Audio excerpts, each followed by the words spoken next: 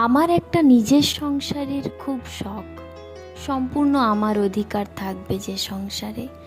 যদি কখনো মাঝরাতে ঝুম বৃষ্টিতে ইচ্ছে করে খিচুড়ি খেতে, তবে বিনা দ্বিধায় যা করা যাবে। কিংবা কোনো সন্ধেবেলায় যদি ইচ্ছে করে ফুচকা খেতে, তা যেন বানিয়ে খেতে পারি কোনো কৈফিয়ত দেয়া ছাড়াই।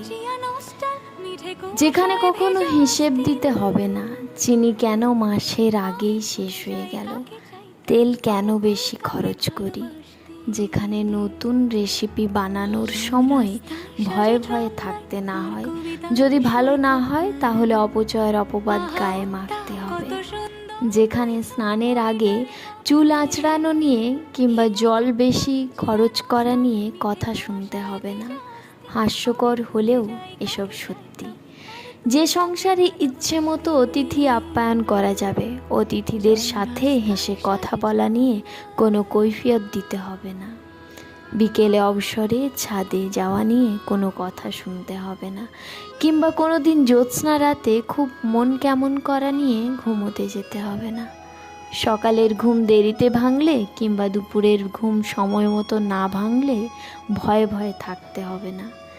যেখানে সাধারণ অসুস্থতার দিনগুলোতে কাজ একটু কম করলে কেউ মুখ কালো করে কথা শোনাবে না। প্রতিটি মেয়ের মনের ভিতরে আজীবন লালিত হয় নিজস্ব একটা সংসারের ইউনিভার্সাল ট্রুথের মতো সত্যি এটা। অধিকাংশ মেয়ে সেটা পায় না।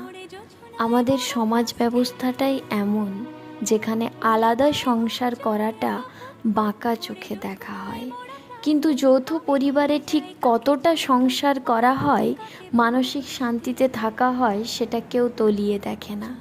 দাম্পত্য জীবনে প্রাইভেসিটা অনেক বড় জিনিস, সেটা অধিকাংশ মেয়েই পায় না। স্বামীদের দায়িত্ব এখানে বিশাল। সদ্য পরিবার ছেড়ে আসা মেয়েটা তার সবটুকু ছেড়ে আপনার কাছেই আসে, আর আপনি পরিবারের সবার সাথে বসে তাকে জাজ করেন। অবশ্য সবাই এমন না।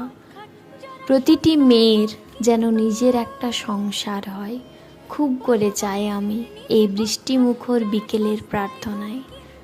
যেন তার বৃষ্টি ভেজা ছাদে গিয়ে চা খাওয়া কিংবা সময় কাটানো নিয়ে কারো প্রশ্নের সম্মুখীন হতে না হয়।